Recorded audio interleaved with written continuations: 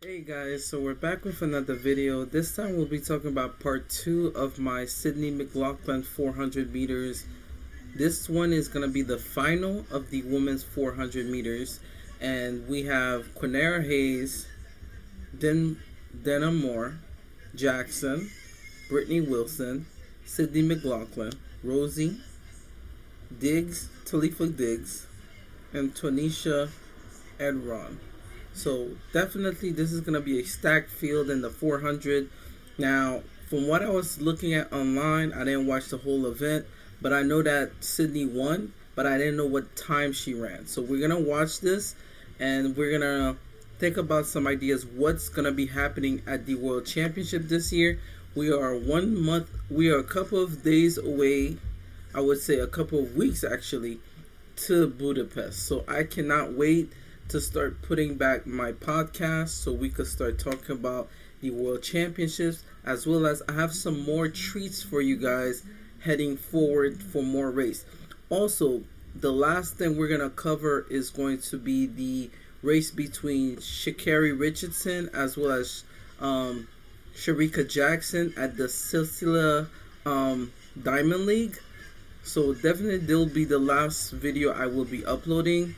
But definitely guys, I cannot do this without you guys. Like and subscribe to the channel, and I cannot wait to see what's going to be happening on this race right now. Let's watch. Sydney McLaughlin-Levrone, Rosey Effiong, then Talitha Diggs is in 7th, and Jermaisha Arnold in 8th. I think Britton Wilson has to resist. Brittany Wilson is pretty good. Like, she's very, very good. Run your own race. But let me say something about Sydney McLaughlin. The fact that she switched coach and her coach is now Bobby Kersee, the Bobby Kersee. The first previous race we saw heading to USA's was that when she went to the Paris Diamond League, she blasted off the curve and she ran one of the faster legs coming out the 400, and then she slowed down and Polino caught up to her, right? What I believe is this: she is practicing. I remember we were all thinking about, I think she used that race as a practice to better understand the 400 meters. Now, due to the fact that the 400 meters is even a harder race than the hurdles, believe it or not, they're both equally painful. The hurdles are more up-tempo. You're hopping over things. Whereas the 400, even though you don't have no barriers, that lactic acid is the thing that's going to push you back. So let's see what she has for this 400 meters final.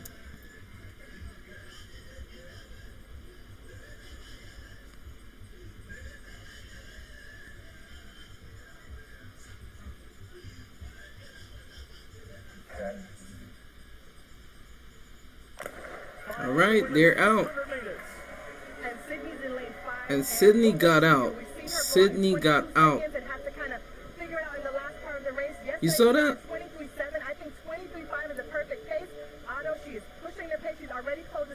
Yeah, she made the stagger very, very quickly. This is looking faster than 23.5 to me, and Britton Wilson doing the right thing. Just run your own race, but Sydney McLaughlin has gone in 23.2. Look, if you're looking at the split that they're having, Sydney McLaughlin has a 23.4.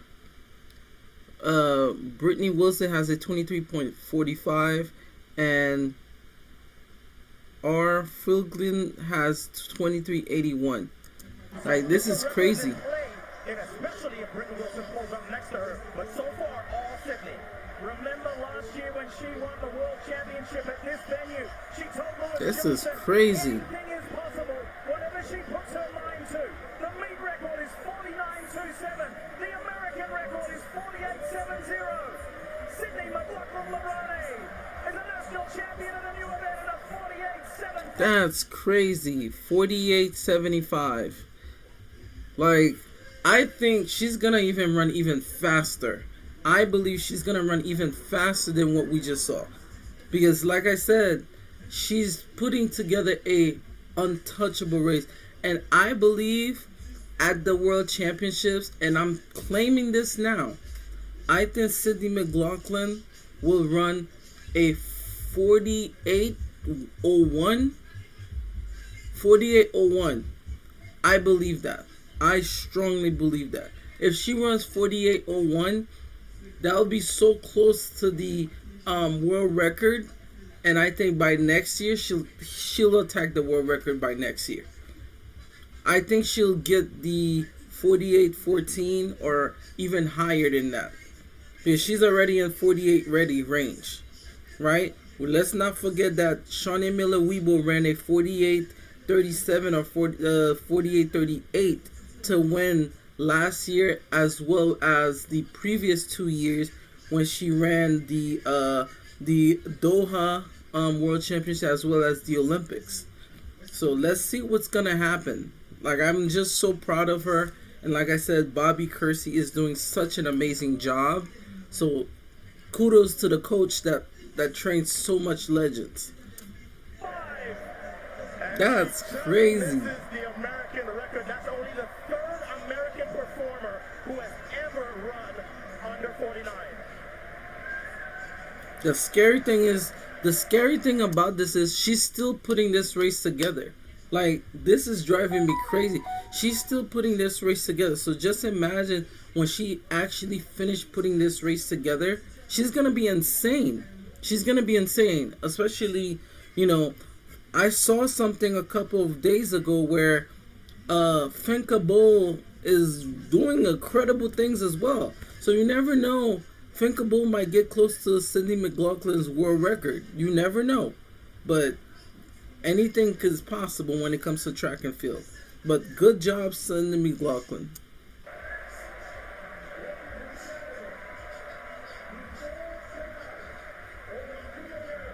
What a phenomenal run. 23 through 200 meters, and she had the strength and the poise to finish in 25 seconds. That's how she got so close to the record. And Otto, she did it by herself. Yes. That is what was truly phenomenal. If Britton Wilson was able to get up with her, she could have potentially got to that 48.6 or better.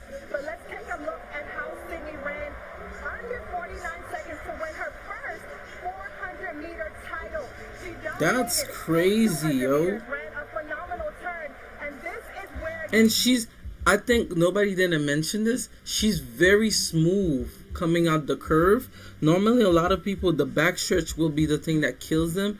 But the fact that she blasts out so quickly, she doesn't feel the pain as much as any other runner. The reason why I say this is because I've seen Allison do something like this, where when she gets to the backstretch, she kind of like somewhat slow down in rhythm. But once she gets to the straightaway, almost, she picks that energy right back up. So Sydney is doing something that I think nobody ever imagined her doing.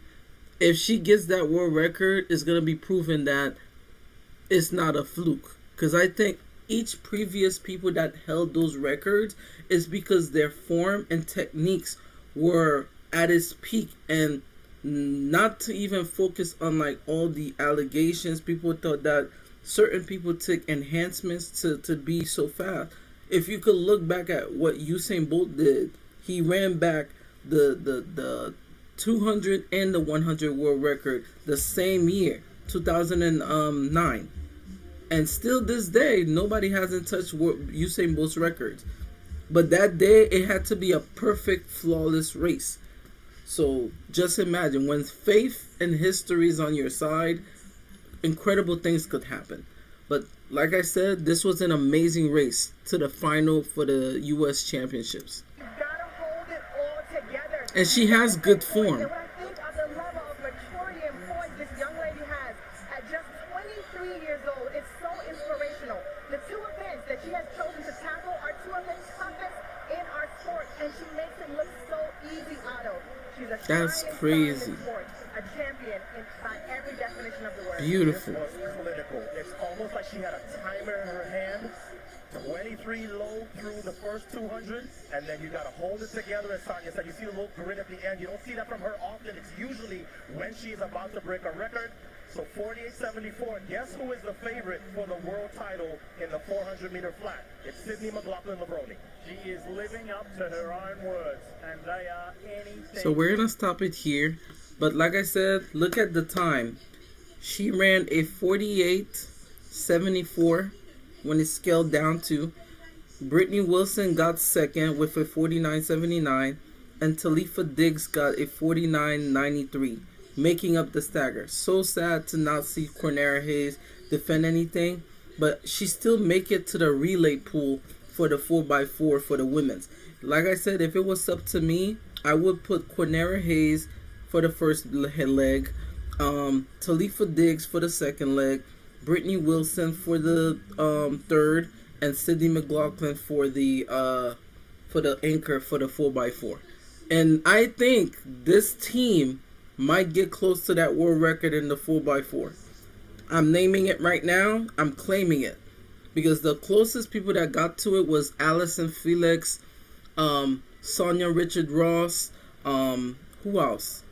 Dee Charter, and I forgot what the other person, I am so sorry. But I know during the London 2012 games, someone almost got close to that record. They ran a 3 minutes something and 16. And I think the world record is 3:15 or something like that. So I believe this team might get so close to the world record. So like I said, guys, like and subscribe to the channel. I cannot do this without you guys. The more videos I put out and the more you guys subscribe helps me put out more videos. So that way it helps me put out more interesting videos that you guys want in the YouTube algorithm.